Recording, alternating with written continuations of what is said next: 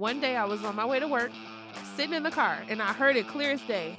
God did not give you the spirit of fear. And that was the day that I got chills. That was the day I got chills too. I put my resignation in. And I Yeah. knew it was God because I'm worrying and I'm doubting and I'm unsure.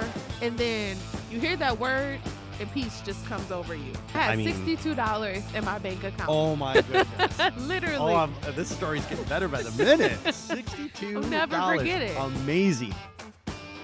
Hello, everyone, and welcome back to Total Michigan, where we interview ordinary Michiganders doing some pretty extraordinary things. I'm your host, Cliff Dubenois. If you have paid attention at all to this show, you will know that I have been shouting from the rooftops that there's amazing things that are happening in Saginaw.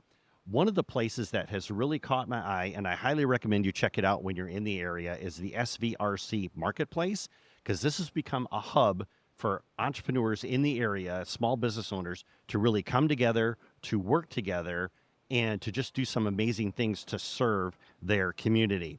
One of the people that has come up multiple times in conversations, and I was like, I really do have to check her out, would be Cierra Crudup. And she's the owner of Delicious Sweets Bakeshop in the SVRC Marketplace in Saginaw. Cierra, how are you? I'm good. How are you today? I am doing awesome. Thank you for asking. And I'm probably going to be dumping some cash into your business because I can smell the sugar from over here.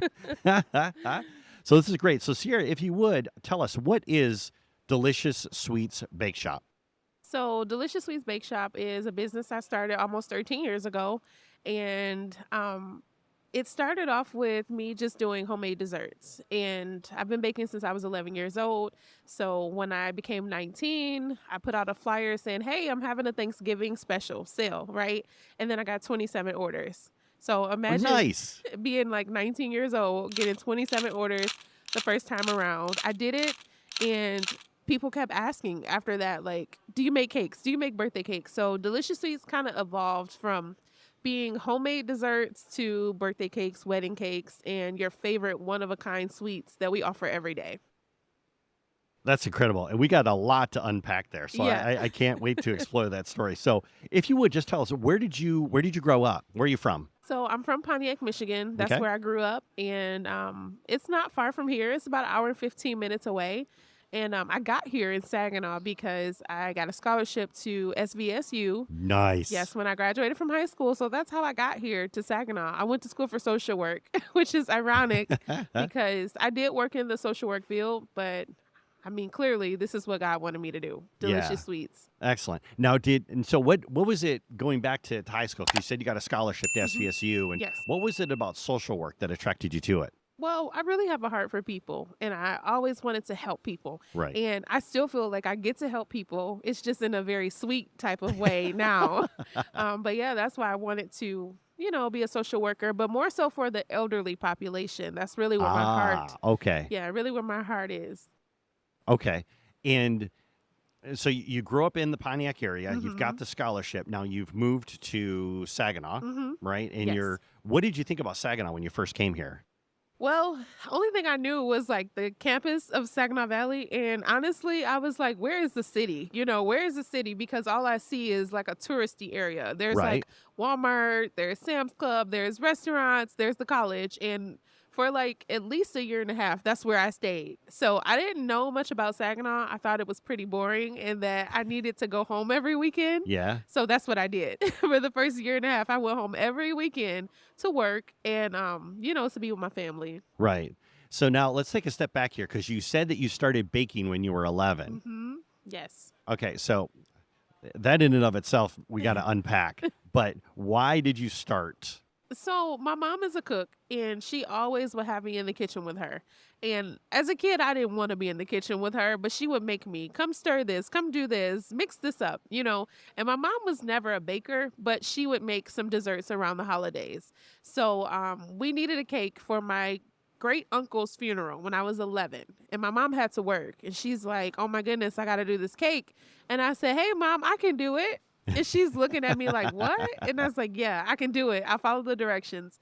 So I made the cake. The family loved it. And ever since that moment, everyone was asking me to make them a German chocolate cake. Can you make me a cake? So that's I love how German it started. chocolate cake. That was the first cake I learned how to make from scratch. I Yeah. have the same recipe today, 21 years later. Right? Yes. Nice. Now, so let me ask you a question here because I love to cook, Hmm. but I avoid baking at all cost Yeah. because baking is one of those things where you cannot adjust it on the fly. If you're like Right. sauteing on the stove, whatever it is, you can add salt or whatever it is to Yeah. change the flavor. Man, baking, that's a whole, you got to be precise. Yes, absolutely. So how did you, being just 11 years old, how did you, because you hit it out of the park. People are asking you to make other cakes. Yeah. How did you have that, I guess the discipline Yeah. to make sure that you had that precision? Well, I would say a lot of trial and error. So, There we go. I knew how to do German chocolate cake. That was like I felt like it was perfect. Right? But when I wanted to explore other things like caramel cake, that's where I struggled. Like I didn't know what I should do. So I practiced and I tried things. And if it didn't work, then I tried something else. But I think what got me more interested in going further was people's responses. So they would Yeah. try it and they go, "Oh my goodness. Oh, I love this." And now people tell me, "Oh, it tastes like my grandma. It reminds me of my mother." And that brings me so much joy. Oh my goodness, yes. There's something to be said about when you bite into something and all of a sudden you're taken back to your childhood. Yes, absolutely. I agree. Yes. And another thing you said too, which was very impressive, you were 11 making this from scratch. Yes. See, when I was 11, I was like the box guy. I Yeah. was like, add some, vegetable oil, eggs, whatever it is. So why go that route? I mean, it's simpler just to open up a box, but Yes. why did you go from scratch? So my mom, she would always make German chocolate from scratch. So the only recipe I knew for German chocolate was the scratch recipe. I Yeah. didn't know that I could get a box and get German chocolate cake. And the can of German chocolate frosting is like blasphemy. Like, you just don't do it. It's not a thing. It's Right. not real. Right. Oh, I love that. It's blasphemy. Yeah. Okay. And so you're 11 years old, you've made this, and people are now asking you Yeah. to make stuff. At what point in time did you start to think to yourself, maybe this could be like a business? Like, did you charge for these cakes when you were making them, or did you just make them because you just love to do it? How did Yeah, that work? that's a really good question. When I was 11 and getting into my teen years and people wanted me to make those cakes for them, I wasn't charging. So I was just making them. And I think at the time I was more so excited about them wanting me to make it for them. Yes, yes, And yes. then when I was 19 and I put out that flyer, I literally was sitting in my dorm room typing delicious sweets. And at the time, I wasn't thinking that's the name of my business. I was just saying that my sweets are delicious, Yeah, right? yeah. So, You're stating a fact. It's okay. yeah, so, I didn't think I would have a business. I never thought that I would own my own business and only work for myself. That's not something that I thought. And it's funny you asked me that question because yesterday, me and my husband was having a conversation about things he wants to do, and I was thinking like there was a lot of things I said I wanted to do, but when I started to be led by God, I just kind of go in the flow of where he leads me. Yes, yes. And that's how Delicious Sweets happen. That's how the locations happen.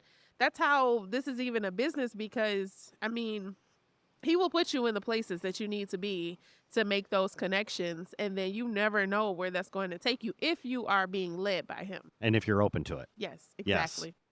So, because I know you said, you came to SVSU, you were studying social work, and you Hmm. got your degree in that. Yes. Okay. Yep. And at what point in time? Oh, so let's take a step back. So, did you get a job in social work? Okay. So when I came to Saginaw Valley and I started that business, I was working like at a group home with elderly individuals. Right. And then while going to school, and then I would bake on the weekends. So I was Oh, okay. continuing to bake while I was in school, and then I would have specials around Valentine's Day, Easter, every holiday. I was doing some sort of special, as well as the orders that people would place, for cakes and events and things like that. So then I started becoming a manager of the group home. So now I'm getting to work a little bit in the social work field, but I get to work with these elderly folks every day Right. and Which is advocate part of for your them. calling. Yes, and advocate for them and make sure they're being treated well and they're living well. And then I started to get more jobs that required my degree.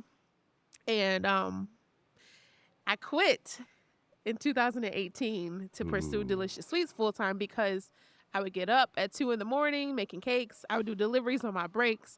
And I said, Lord, you have to have a better way for me to do this. And that's when I felt the nudge to jump, to take the To leap, make the big leap. the big leap. Yes. So that's kind of how that happened. I was working in the field, but I always was baking on the side. And this is wonderful. And I do want to go back and explore something you mentioned earlier, because I think you said you were 17, 19. 19, Mm-hmm. and you put out this orders Yes. and you got 27. flooded with, 27 orders. Yep. Mm-hmm. So was it about this time where you started thinking this could be a good side hustle? Well, yeah, because I'm like, oh, wow, I just did 27 orders and I made money. And I thought it was cool. Like, whoa, I'm making money from this. But Yeah. I still, at that point, I didn't think it would be my business. Yeah. Yeah. Because you were still planning on going into social work Yes, and I was everything still else. actively in school and working, in the field with the elderly individuals and all of that. So I never really planned it. It just happened. Yeah. It just Awesome. happened. So you've done social work. You're praying to God because you're getting up 2 o'clock in the morning, which, by the way, Yes. those are baker hours. Those are baker hours. Those are baker hours, Yes. yes. So you're getting up 2 o'clock in the morning and you're like, hey, God, there's got to be something here. You felt the nudge and you quit your job. Yes. And let me tell Sweet you. Moses. Right. Since we're talking about this sounds really easy, praying to God, feeling the nudge, and then taking the leap. But I had some doubt. I definitely had some doubt. And Really? I kept saying, like, are you sure? Like, God, are you sure this is what you want me to do? And then one day I was on my way to work, sitting in the car, and I heard it clear as day. God did not give you the spirit of fear. And that was the day that I got chills. That was the day I got chills too. I put my resignation in. Oh, wow. Excellent. Yeah. So when you heard this, was it like on a podcast, the radio, or did you just, No, it's something inside of you? It was something inside of me. It's like, how like God speaks to you in different ways. Yes. But like he'll remind you of that scripture. He'll remind you of that thing. So and he's spoken to me in different ways. Sometimes I felt like I heard him audibly, but this time it just like popped into my head. And I Yeah. knew it was God because I'm worrying and I'm doubting and I'm unsure. And then you hear that word and peace just comes over you. Yes. Yeah. And by the way, I love that feeling. Yeah. So yeah. let the record stand. Yes. So you went in, you turned in, you're like, I'm done. Yes. I'm out. And now, no paycheck No paycheck. coming in. I had mean, $62 in my bank account. oh my goodness. Literally. This story's getting better by the minute. $62. I'll never forget it. Amazing. So then I guess the next question is that, were you like cooking in your own kitchen? Yes. In 'Cause my apartment. In your apartment? In Okay. my apartment. Now, how quickly were you able to like turn around and start getting orders, I So guess? at this point, I had been putting myself out there in Saginaw. So I had met a lady through business, and she had a studio. It was called Yumi Paint. So it was like an art studio where you can come and paint. She allowed me to bring my sweets there as often as I wanted to and have a sale. So I used to call it like a pop-up shop, Right, all right. So twice a week I'm popping up at this place, or I'm having a sale and I'm meeting people literally in Cube Smart parking lot or like Speedway parking lot. But when I tell you, I knew that, okay, if you make a certain amount of things, you can make $400 or $500 in this pop-up. So that's how I started off. I was doing these pop-up shops. I was saving money, and then I got into the SVRC. And that was like the second location I had opened after I said I was never opening another bakery. But I did those pop-up shops to get the money, Right. And money. I didn't have any money from my job because I only had $62, But like God showed me a way to make money so that I could pursue what he was telling me to do. Right. And I didn't even understand it at the time. I really didn't. No, really you didn't. just went through the motions. Yeah, To do absolutely. it. Okay, awesome. For our audience, we're going to take a quick break and thank our sponsors. When we come back, we're going to talk to Cierra a lot more about her journey, including her family's reaction to quitting her job, and what you can expect when you come to Delicious Sweets Bakery. We'll see you after the break. Hey, if you are enjoying these great interviews, just take a moment and go to totalmichigan.com/join, and you can get these episodes sent directly to your inbox because there's a lot more great stories coming. See you there. Hello, everyone, and welcome back to Total Michigan, where we interview ordinary Michiganders doing some pretty extraordinary things. I'm your host, Cliff Dubenois. Today, we are talking with Cierra Crudup of Delicious Sweets Bakeshop here in Saginaw. And Cierra, before the break, we were talking about how You quit your job and you had $62 in your checking account. I'm going to be remembering a lot of numbers at the end of this conversation, but you had $62 in your checking account. Mhm. So one of the things that I want to do is I want to go back, and I know at some point you probably told your family, I've quit my job because Mhm. I feel like God's called me to do this. What was their reaction? So I feel like the only person that I really had this conversation with was my mom and dad. Okay. And they're believers too, but they'd never done anything like this. So my dad was like, Okay, well, if Go that's dad. what you feel like you should do, okay." And my mom, she was right on board with it. But I learned early on, and this is a good tip for entrepreneurs or people who have a dream, that God gave you this dream. It's something you can't get away from. Like, it's your passion. Like, he didn't give that dream to anyone else. So sometimes you're going to be the only person that can see it. So if Yes. he told you to do it, you have to trust him in that, but then maybe not share it with everybody else until it's done, because you don't want people to discourage you. Right. And I learned that early on. So I was, at this point, when I quit my job, I was in the habit of not telling people until after it was done. So you couldn't even try to change my mind. So, Oh, interesting. yeah. Interesting. Okay. So we go back and unpack a couple of things because I could imagine, like from your parents' perspective, anyways, Mhm. they watched you grow up Yeah. doing this. They see your passion. People Mhm. are asking you Yes. to do this. You were sharing when you were 19, you got 27 orders, like right off the bat. And Mhm. I know you told your parents about that. They saw me. I was in their home baking for 2 days straight. Oh, So yes. they saw everything that I put into Delicious Sweets, and they were on board with it.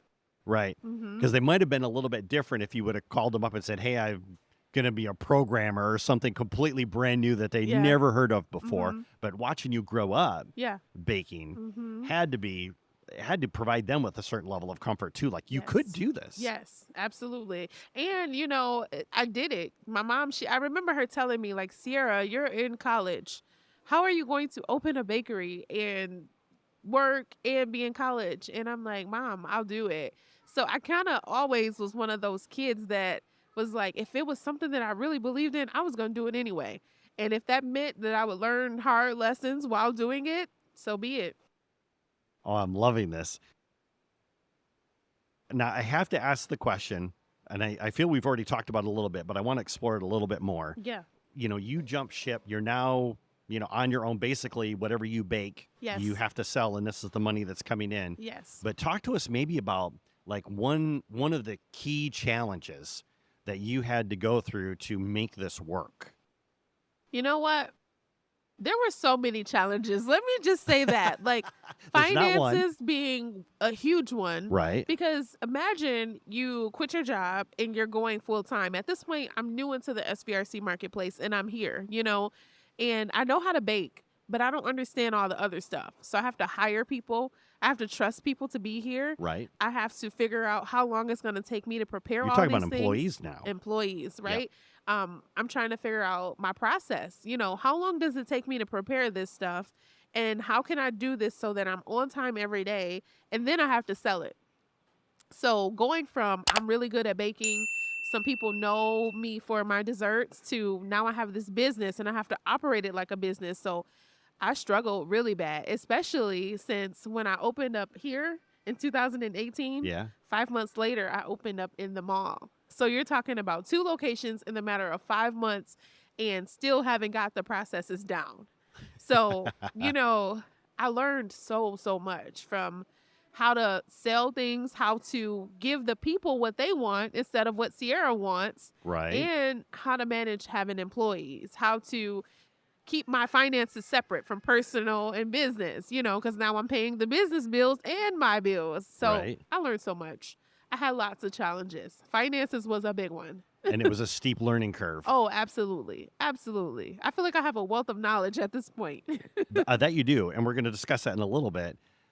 One of the things that you mentioned before, and I thought was very telling, is about hiring the people. Yes. Because I know that from like a lot entrepreneur standpoint, it's like we try to put everything on our own shoulders and wear like 50 caps. Yes.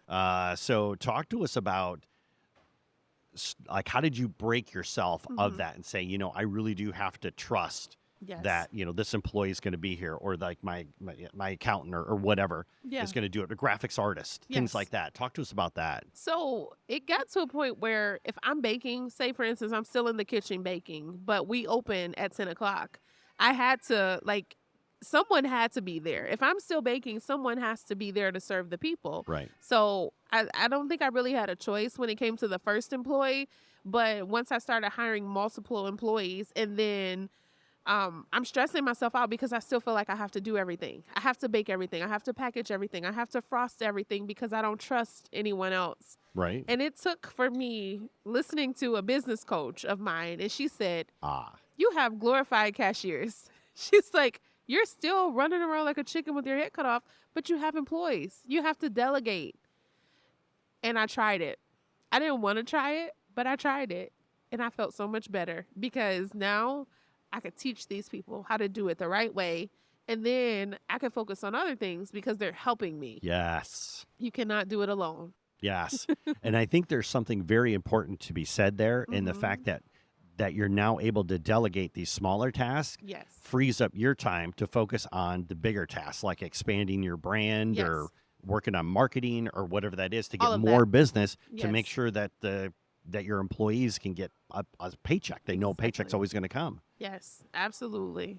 Mm-hmm. And one of the things I would like to talk about is on your journey, because you said that you've learned so much. Mm-hmm. Yes. Why open a second location? So I met this couple at an event that I was doing being a vendor at, right? And this is another like encounter with people that God puts you in the right place to Right. meet. They had told me like you should reach out to so and so at the mall. So I reached out to that person at the mall, and at this point I was already in here, but having the mall would give me a larger space to prepare my items because I was limited when I first got here.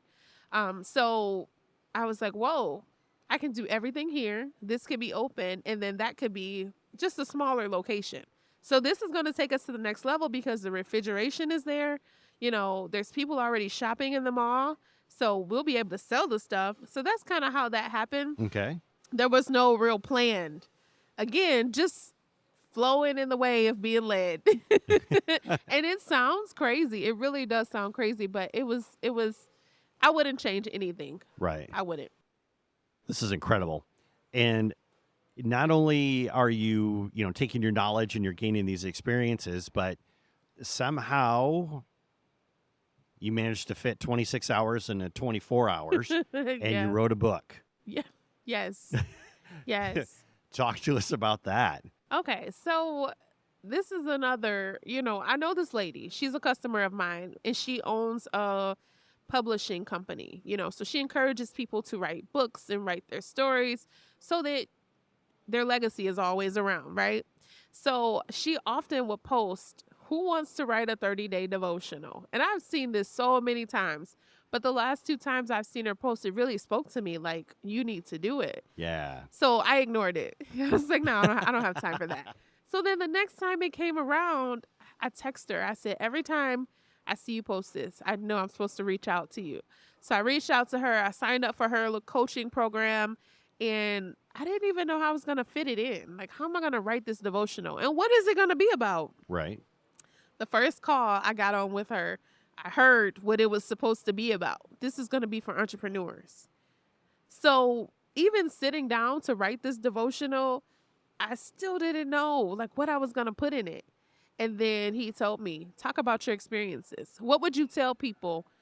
What advice could you give them so they wouldn't make the same mistakes that you did? What are some struggles that you had? So that's what I started with.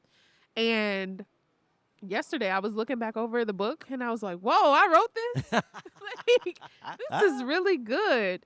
So I believe that, God led me to write the devotional, and I believe it's going to help so many entrepreneurs who Yes. are new, who are seasoned, who are struggling, who don't know how they're going to continue on. I believe it's going to encourage them and give them some practical things to do to keep moving forward. Now, is it just a 30-day devotional or is it a 365-day So devotional? it is a 30-day devotional, and it's also like a workbook because there's some actions you have to take, in Ooh, this even better. devotional. Yeah. It's supposed to kickstart you on a better journey. So, say for instance, you read the devotional and you do the activities and you complete the task, you should be well on your way to turning some things around once you're done. Excellent. And so the book isn't out yet, but it It's will not. be. Yes, it will be. I'm hoping to have it in my hands by October so we can celebrate our 13th year anniversary and, launch the book. Yes. Oh, that would be great. And your It 13th would. anniversary. Yes. Mhm. So if somebody is going to come here and Yes. they want to check your place out, they Mhm. want to sample some things or whatever. Yeah. Okay, first off, I understand everything here is really good. What would be one thing that you would say, if you were going to come here, Yes. try this? You have to try the caramel cake. You have to try the caramel cake because it's next to the German chocolate. It is the thing that I perfected like after German chocolate. I remember making caramel, and I'm talking about this takes 3 to 4 hours to make this caramel. I remember making it and you could see through it. Like it looked like tan water, Yeah. and I finally perfected it and it's like amazing. I have people that buy it by the jar. So our signature caramel is on our caramel cake. We have customers that they still call to try to get it in the jar, now. And Yeah. eventually maybe we'll be able to put it in stores, but you have to try the caramel cake. Sweet potato pies also are great. Oh, I haven't had sweet potato pie in forever. Yeah. And think about, this is something that really got me. It's a fall dessert, right? I usually only do it in the fall time. Right. So last year I started making these smaller pies and I'm still making them in August of the next year because the customers love them so much. That is incredible. And I saw on one of your Facebook posts recently, there was one day where you posted and said, "We are out of pies." Yes.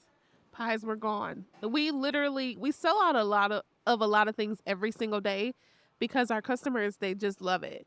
So, any given moment, if you come after 4, you might not get a pie. You might not get any banana pudding. It just depends. But most of our items we sell out pretty much every day. And that's got to be a wonderful feeling. It is, and it's a lot of work.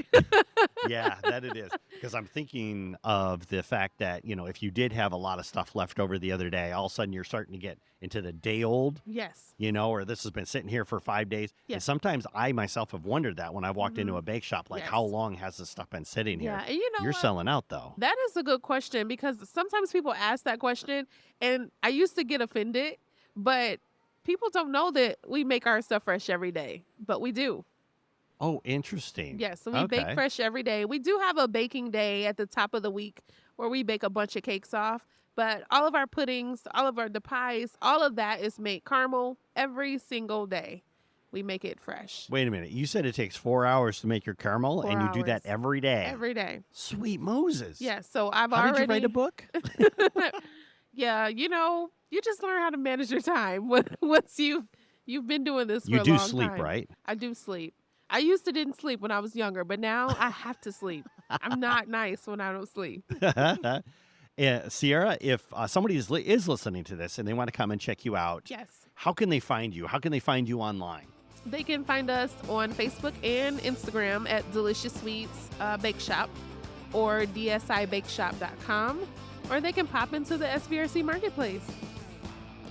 Sierra, thank you so much for taking time to be with us on the show today. Really appreciate it. Thank you. Thank you for having me. It was great.